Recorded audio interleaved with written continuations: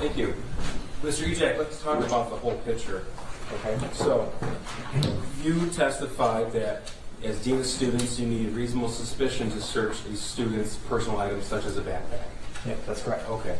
And on November the 30th, 2021, it was your perception with the information you were given that you didn't possess reasonable suspicion. That's correct. And you also had a perception with the information you were given on November 30th, 2021, that the defendant's son wasn't a threat to anyone else. That's correct. Okay. So, you had told us that Jennifer Crumbley just confirmed some items that her son had told you prior to her arrival. Yes. Did she ever tell you that in March of 2021 and April of 2021 that her son was hallucinating, or at least expressing that he was hallucinating? No, she did not. Okay. Did she ever tell you in April of 2021 that she had told her friend that she thought her son was depressed? No, she did not.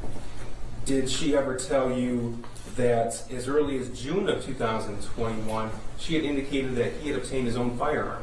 No, she did not. Okay, now one of the reasons you told us about reasonable suspicion, you said if you believe the student has a weapon or access to a weapon. Is that important to you as dean of students? Absolutely, yes. Okay.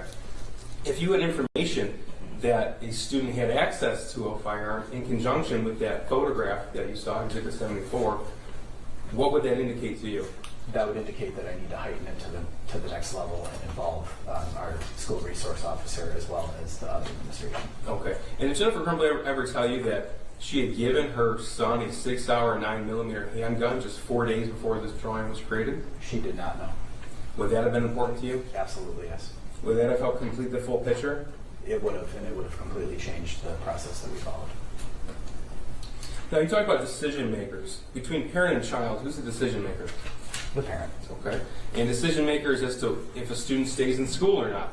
Who's a decision maker? Parent or administrator? I would object because in this case there has been discussion and testimony that the student was a part of the decision and so were the parents. And so I would say that the opinion on this question is irrelevant. Part of the decision? I take it the objection is on MRE 401 relevance? Mm-hmm. In response, counsel on her cross-examination specifically asked him about the decision maker, he being the decision maker, and I believe this... Yeah, I'm going to allow it. Thank you. Okay, so between you, Mr. Hopkins, Jennifer, and James Crumbley, who were the decision makers? So I would say the main decision maker would have been the parents. The parent. And you've never seen the defendant's son? Your Honor, I would ask that the prosecution stop asking leading questions. Sustained. That's fine. Okay.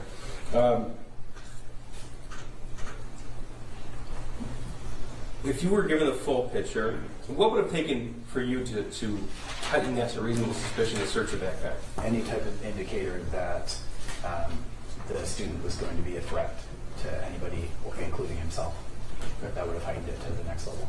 And when you have an indicator that there was access to a firearm, or that he had made comments about wanting to hurt anybody, any statements written on there with names, or I'm going to do this, I'm going to, like, those would have all been things that would have changed the process that we followed. And when you have a meeting with a parent and a student, do you rely upon the parent to provide information? Absolutely. As an expert of their child, heavily rely on the parent for information. Thank you. Your Honor, may I ask one question Sure. on redirect? You also, so you're from a community where guns are popular, you testified about that. You also didn't ask if the Crumbleys had a gun, correct?